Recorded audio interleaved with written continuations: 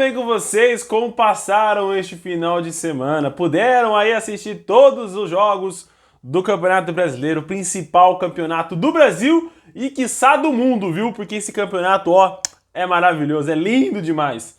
Meus queridos, vamos começar conversando aqui a nossa conversa sobre os jogos desse Campeonato Brasileiro, essa rodada, a sexta rodada do Campeonato Brasileiro, com o confronto paulista entre Palmeiras e Red Bull Bragantino. O confronto foi marcado pelos gols dos selecionáveis, né? Apesar de um não ter sido convocado pelo Tite, o outro foi convocado e esse outro que não foi convocado tá, na minha opinião, tá na cabeça aí, deveria, né, ter recebido essa honraria de representar a nossa seleção. Danilo e Veiga, Rafael Veiga, bem no fim do jogo, foram os responsáveis pelos gols alviverdes. Essa foi só a segunda vitória do Palmeiras no Campeonato Brasileiro. A primeira dentro do Allianz Parque. A outra vitória do Palmeiras tinha sido contra o Corinthians, né? Na Arena Barueri. E agora vence novamente o Red Bull Bragantino dentro dos seus domínios, dentro do Allianz Parque. O Palmeiras tinha perdido para o Ceará e empatado a partida contra o Fluminense. Vamos falar agora então sobre falhas. Vamos falar sobre Flamengo 2, Ceará 2. O Flamengo saiu duas vezes na frente com o William Arão. Os dois gols foram marcados pelo volante e com duas assistências do Arrascaeta. Mendoza e Nino Paraíba empataram a partida para o Ceará. Meus amigos, vamos falar do segundo gol. Acho que foi o gol mais comentado aí desse sabadão de futebol, né? Que foi o gol que gerou muita questão sobre o Hugo Moura. Hugo Souza, né? O goleiro aí do Flamengo, né? Do Mengão. Falhou no lance, é evidente que ele falhou. Mas assim, o jogador não pode fazer uma falta na linha lateral como o zagueiro do Flamengo fez. Não pode bobear nesse ponto de fazer essa falta, de dar a oportunidade para o time adversário cruzar bolas na área. E vale lembrar também, o Flamengo sumiu na segunda etapa. Não apresentou mais nenhum futebol, não jogou tão bem, faltou controle para administrar o resultado. O Ceará, né, o Vozão, foi para cima sem medo, ainda mais com o apoio da sua torcida, né, que a casa estava praticamente cheia, praticamente lotada. Então, foi pra cima, cara, foi sem medo e arrancou o empate de uma equipe gigante no futebol brasileiro, que é o Flamengo. Uma equipe que vai brigar ainda por muitas coisas no Campeonato Brasileiro, ainda está na parte de baixo da tabela, né, tanto o Flamengo quanto o Ceará, mas acho que ambas as equipes têm tudo aí pra sair, principalmente o Ceará, que recebe esse fôlego a mais.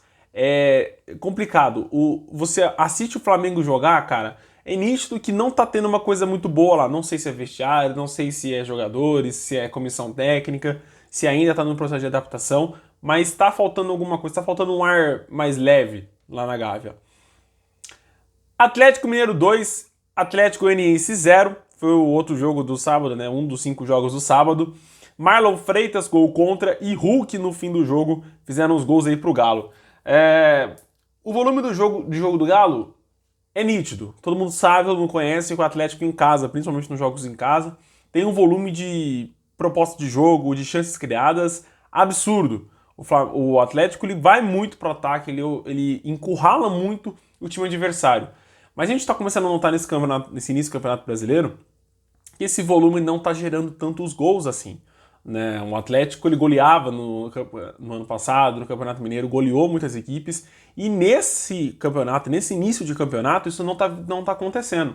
Então assim, pro turco, né, o turco Mohamed, ligar o sinalzinho de alerta, começar a arrumar, né, fazer treinos de finalização com o Atlético, para colocar a pontaria mesmo em dia. Já o Dragão começa a ligar o sinal de alerta, né? O time não sai da zona de rebaixamento, não consegue vencer fora de casa, perdeu o último jogo em casa, um clássico, né, contra o Goiás, então vem passando pelo momento conturbado do Campeonato Brasileiro. É um contraponto gigantesco com o que o time apresenta na Sul-Americana, por exemplo. Então precisa encontrar esse equilíbrio logo. O outro jogo do sábado que ficou marcado por um momento triste foi o Internacional e Corinthians. 2-2 no placar, um jogaço, assim, falando de futebol mesmo, foi um jogaço. Alan Patrick e Wanderson fizeram os gols do Inter. Raul Gustavo e Jô empataram a partida para o Corinthians. Cara, foi um jogaço, a gente podia falar aqui de chances criadas para o Corinthians, de chances criadas para o Inter, mas infelizmente aconteceu o caso de racismo com do lateral direito, né, o Rafael Moraes, com o Edenilson, né, meio de campo do Internacional. É ridículo isso acontecer, é ridículo um jogador se sentir no direito de ofender o outro pela cor da pele. Infelizmente é uma situação que não é legal, não cabe mais no planeta que a gente está vivendo, no mundo, no tempo que a gente está vivendo, né? E já foi comprovado, ele disse mano, um palavrão em vez de mano, macaco, e infelizmente ficou comprovado, né? Felizmente para as autoridades que vão poder agora julgar o lateral corintiano, que ele disse mesmo essa frase, mano, macaco. Não disse qualquer outra frase que ele tenha dito novamente, que fingiu ser um problema do sotaque português do lateral, mas isso não foi comprovado que não. Mas falando de bola, falando de jogo, Corinthians e Internacional apresentaram um ótimo jogo de futebol. Também o jogo do sábado foi o último aí, foi o último. Fluminense 2, Atlético Paranaense 1. Um jogo absurdo de Cano. Germán Cano, atacante argentino do Fluminense, está vivendo uma temporada absurda. Seguinte, 3 jogos, 4 gols do argentino. 3 jogos, 4 gols do argentino. É muito gol em pouco tempo. A gente sabe que, fora ele já tem, acho que, se eu não me engano, 16 gols dessa temporada com o Fluminense. Vem sendo a peça principal desse elenco. Acho que nenhum outro jogador vem roubando tanta cena como o Cano pelo Fluminense. E o Atlético Paranaense, o único saldo positivo que a equipe pode tirar desse confronto foi o primeiro gol marcado fora de casa pelo o zagueiro Matheus Felipe, além de ter sido o primeiro gol também do zagueiro. Então o Atlético vem recebendo novos ares, ainda falta melhorar muita coisa, não é um time pronto, não é um time que já vai começar a subir na tabela, provavelmente vai começar a subir durante o campeonato, precisa isso também, precisa vencer os jogos em casa principalmente, onde a equipe é mais forte, mas começa já a marcar o primeiro gol fora de casa. Demorou um pouquinho, demorou 6 rodadas? Demorou, mas já marcou. Sabadão! Domingão, na verdade, né? Domingão. Bom, eu queria um final de semana em que a arbitragem não fosse polêmica, não tivesse problema com nenhuma arbitragem, só um final de semana de folga, assim, pra gente falar deles.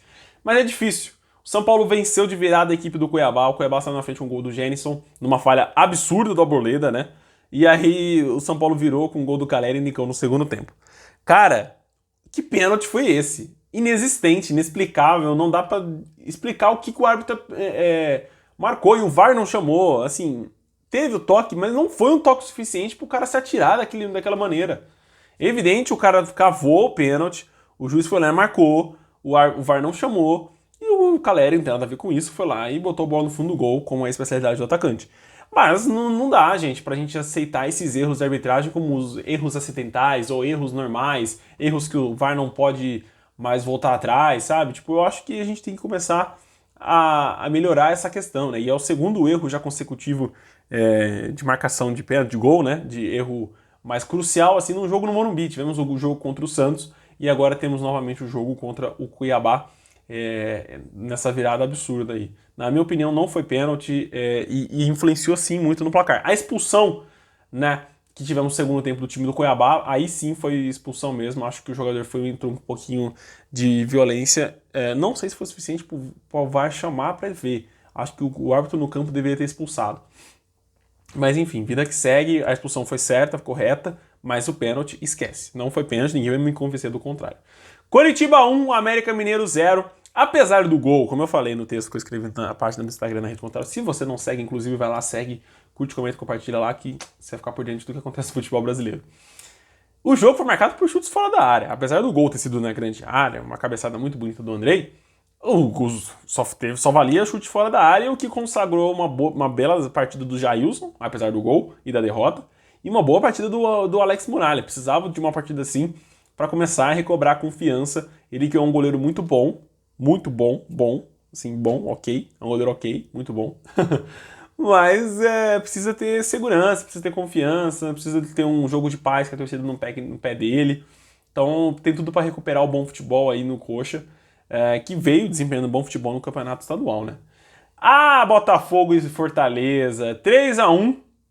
O Botafogo demorou 41 minutos para entrar no jogo de vez, assim, falava, opa, estamos jogando um jogo de futebol aqui. O Fortaleza está na frente com o gol do Moisés, Edson aos 41, Patrick de Paula no finzinho do jogo e Daniel Borges já nos acréscimos fizeram um placar aí pro Fogão.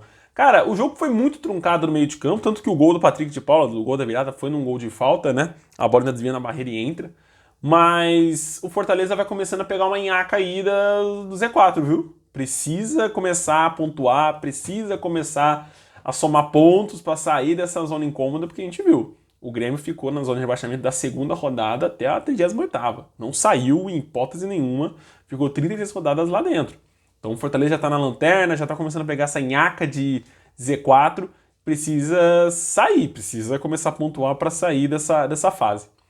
Mas o Fogão jogou muito bem, é uma equipe que está em evolução, não é uma equipe pronta também, mas é uma equipe que, ao contrário do Atlético Paranaense, que precisa melhorar muito, já vem melhorando bastante, já vem apresentando um futebol mais vistoso, sistema de meio de campo e ataque funcionando muito bem na equipe do Fogão.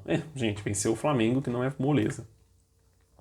Juventude 2, Avaí 1, gol de Bissoli pro Avaí, Oscar Ruiz e Vitor Mendes para o Jaconeiro. Cara, o jogo foi marcado assim pelo Avaí voltando ao normal, né? Começando a perder no Campeonato Brasileiro. Né? Em nenhum momento, acho que poucas pessoas dentro do torcedor do Avaí acreditou que o time ia ficar no G4 do Campeonato Brasileiro. E aí, foram os 3 pontos muito importantes para o Juventude a gente pensar em confronto direto. Óbvio, não torço para que nenhuma dessas equipes brigue pelo rebaixamento, mas a gente sabe que 4 equipes vão brigar. E as 4 favoritas, dentre as 4 favoritas, está Avaí e Juventude, pelo que apresentaram até aqui no ano.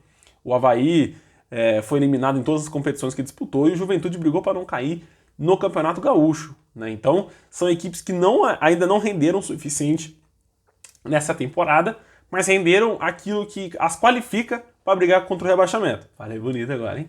Mas enfim, eu acho que o Juventude pontuou muito bem contra um adversário direto. Precisa começar a apresentar um futebol melhor. E o Avaí, cara, perdeu um jogo que tinha tudo para ganhar.